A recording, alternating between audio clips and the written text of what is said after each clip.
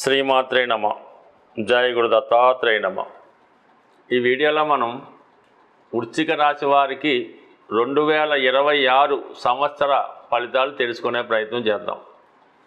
ఈ ఆంగ్ల సంవత్సర ఫలితాలు తెలుసుకునే ప్రధాన ఉద్దేశం ఏంటంటే, ఎవరైనా మీ యొక్క ప్లానింగ్స్ ప్రధానంగా ఏం చేస్తే బాగుంటుందని తెలుసుకోవడానికి ప్రధానమైనటువంటి 4 గ్రహాలను మాత్రమే తీసుకుంటాం. ఇందులో రాహు, కేతువు, శని, గురువు తీసుకొని ఈ విశ్లేషణ ద్వారా ఏ ప్లాన్ చేసుకుంటే బాగుంటుంది, ఉద్యోగ, వ్యాపార, వివాహ సంబంధ విషయాల్లో అని తెలుసుకోవడానికి చెప్పడం జరుగుతుంది. ఉగాది ఫలితాలు అనేవి తర్వాత ఎలాగ వస్తాయి కాబట్టి ఇది ముందుగా మీకు జస్ట్ అడ్వాన్స్ ప్లానింగ్కి పనిచేస్తుంది.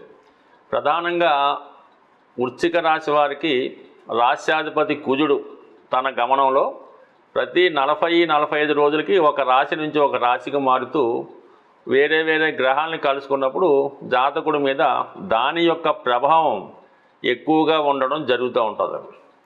సో అదేవిధంగా మనకి ఈ సంవత్సరంలో కుజుడు ఇంచుమించుగా జూన్, జూలై అటు ఇటుగా ప్రాంతాల్లో శని భగవాన్ని క్రాస్ చేసినప్పుడు ఆ సమయంలో మీకు ఉద్యోగపరమైనటువంటి చేంజెస్ రావడం జరుగుతూ ఉంటుంది. అలాగే కుజుడు రాహుతో కలిసినప్పుడు కొన్ని ఫలితాలు రావడం జరుగుతుంటుంది. అది కుజగ్రహ సంచారంలో మనం తెలుసుకుందాం. ప్రధానంగా మరి వృశ్చిక రాశి వారికి శని భగవానుడు 5వ స్థానంలో సంచరిస్తూ ఉన్నాడు.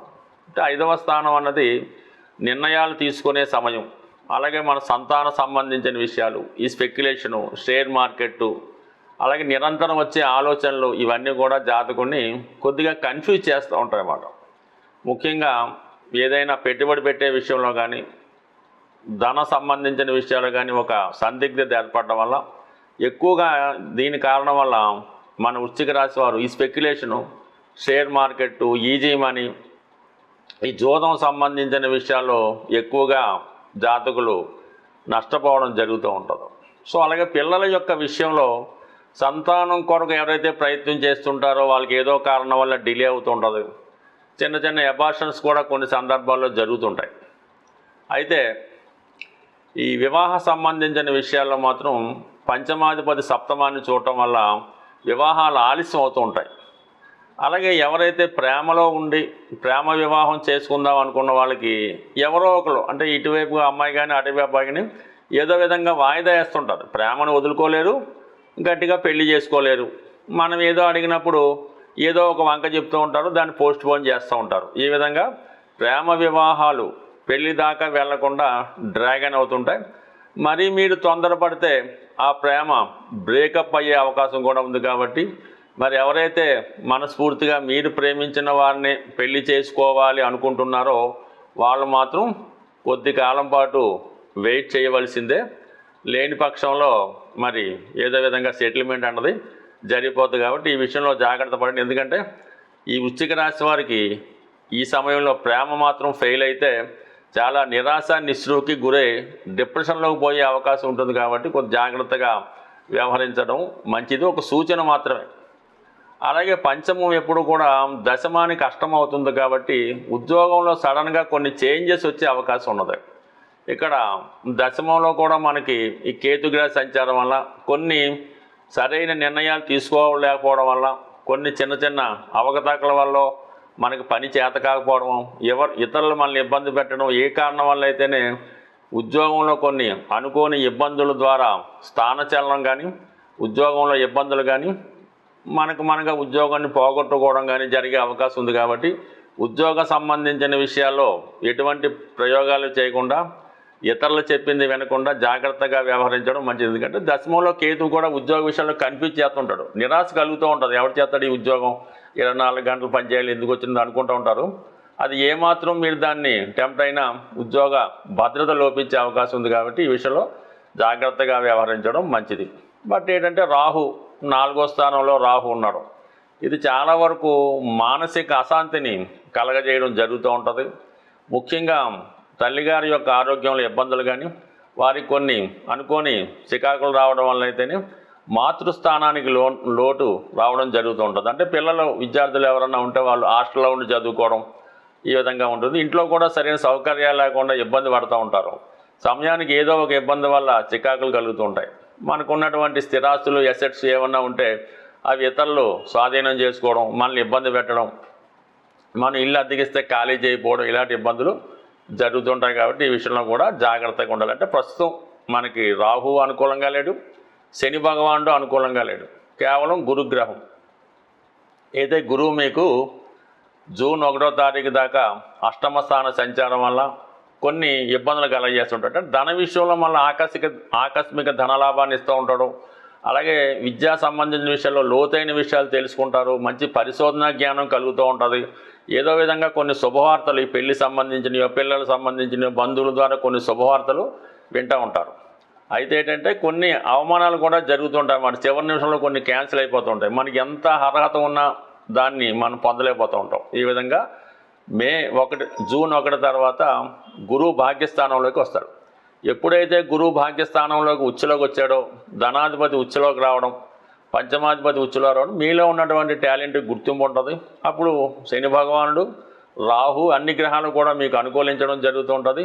మీలో ఒక దైవశక్తి ప్రేరేపించి చాలా వెలుగులోకి రావడం జరుగుతుంటుంది. ఒక ఆకర్షణ మీలో కలుగుతూ ఉంటుంది. బట్ ఏదైనా వృశ్చిక రాశి వారికి జూన్ 1వ తారీఖు నుంచి వారి సంపూర్ణంగా వాళ్ళ లైఫ్ మారబోతుంది. దాని తర్వాత మీరు ఒక విదేశ ప్రయాణం పెట్టుకున్నా, సంతానం కొరకు ప్రయత్నం చేసినా, ఏదైనా ఒక మంచి పని చేయాలనుకున్నా కంప్లీట్గా మీ యొక్క జాతకంలో జీవితంలో అద్భుతమైనటువంటి మార్పు, అంటే 12 సంవత్సరాల తర్వాత మళ్ళా వచ్చే గురువు ఉచ్చ స్థితిలో సుమారుగా సంవత్సరం పాటు ఉండడం జరుగుతుంది.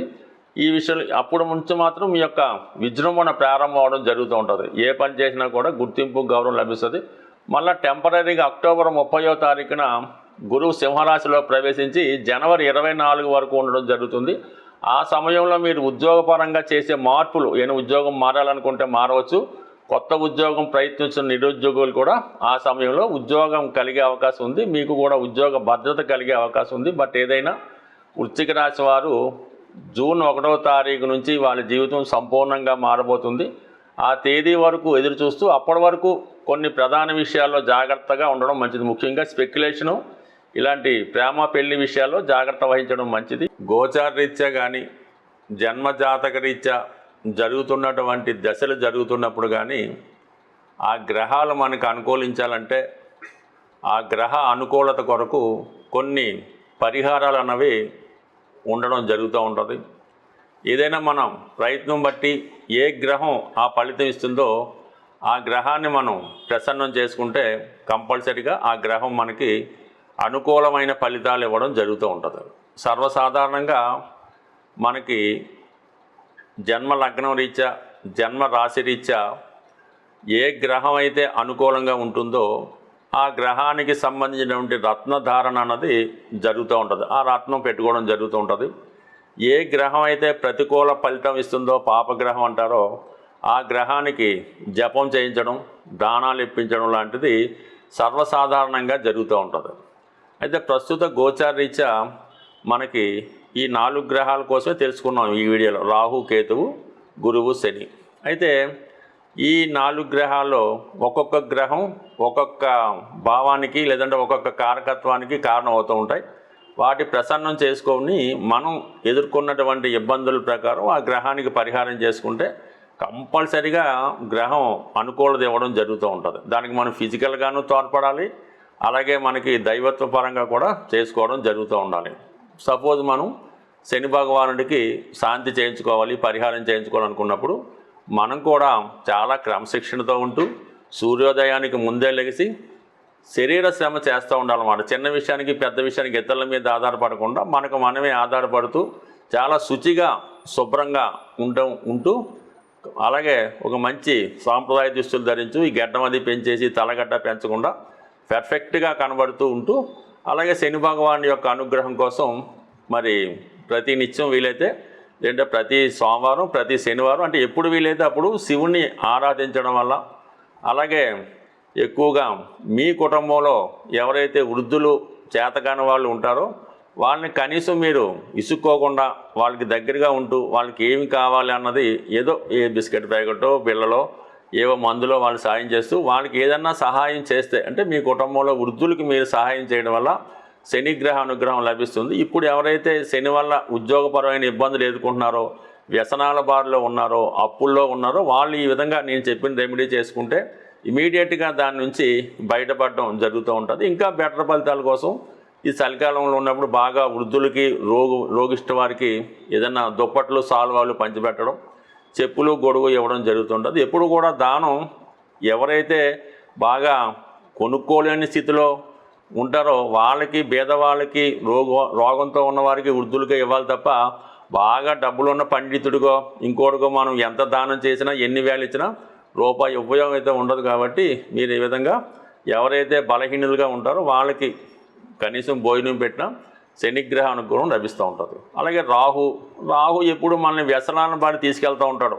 అక్రమంగా ధనం సంపాదించాలనుకుంటాడు. అనేక అక్రమ సంబంధాలు, వ్యసనాల మీద ఆసక్తి చూపుతుంటాడు.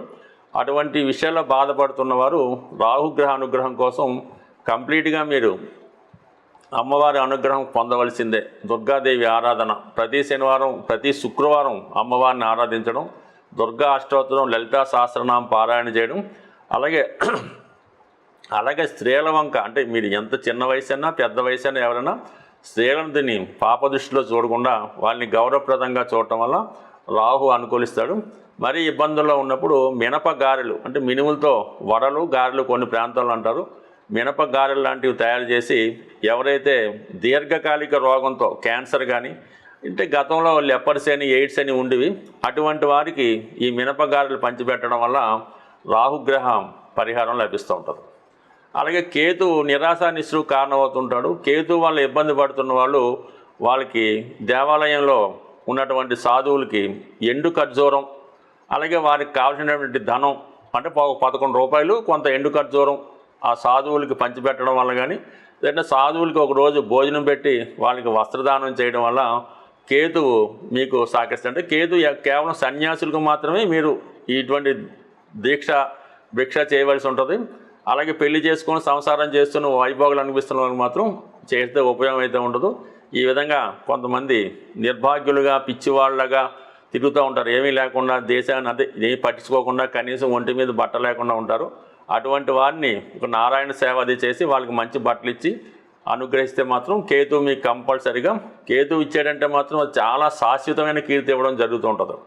ఇక గురువు అన్నది ఏంటంటే మీ యొక్క గురువుని ఆశ్రయించడం వల్ల కానీ, మీకు ఎవరైతే విద్య నేర్పారో మీ తండ్రి గారు, మీ తల్లి గారు, వారిని సేవించడం వల్ల, లేదంటే బాబా గారు, సత్యసాయి బాబా, రాఘవేంద్ర స్వామి, మీ ఇష్ట దైవం ఎవరైనా ఉంటే వాడిని గురు రూపంలో కోల్చుకోవడం వల్ల బాగుంటుంది. మళ్ళీ గోవుకి సేవ చేయడం వల్ల కూడా గురువు అనుగ్రహిస్తూ ఉంటాడు. ఈ కారణాల వల్ల ఏంటంటే చిన్న రెమెడీలతో మనం చేసుకునే రెమెడీలే పనిచేస్తాయి తప్ప ఏదో గుళ్ళో డబ్బులు కట్టేసామండి, లేదంటే ఇంకోటికి ఏదో చేసామని అలా కాకుండా ఫిజికల్గా దగ్గరుండి సంతృప్తికరంగా మీరు పరిహారం చేసుకుంటే అది మీకు 100కి 100 పాళ్ళు సహకరించే అవకాశం ఉంది. స్వస్తి.